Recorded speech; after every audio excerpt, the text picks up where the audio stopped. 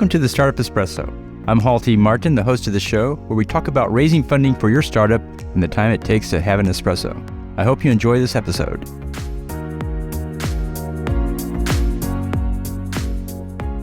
Hello, this is Hall T. Martin with the Startup Funding Espresso, your daily shot of startup funding and investing. There are several legal issues surrounding equity to consider.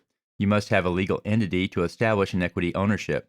There are several types of legal structures, including LLC, C Corp, and more. The LLC is easy to set up and launch the business. Delaware C Corporation is the preferred legal structure by investors.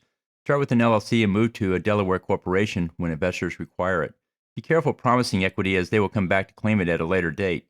Issuing equity falls under the domain of securities law, so it's important to have a lawyer review term sheets and other legal documents impacting equity issuances to ensure compliance.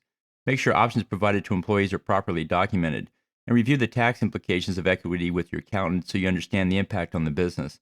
And be careful with convertible notes and other deal structures so you understand the impact of the fundraise on your cap table. And watch out for key terms in the term sheet, such as most favored nation. This term can give investors the same terms as provided to other investors.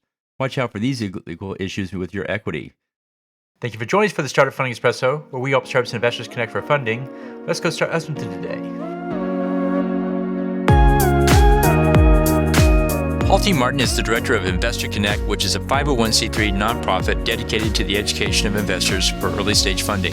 All opinions expressed by Hall and podcast guests are solely their own opinions and do not reflect the opinion of Investor Connect. This podcast is for informational purposes only and should not be relied upon as a basis for investment decisions.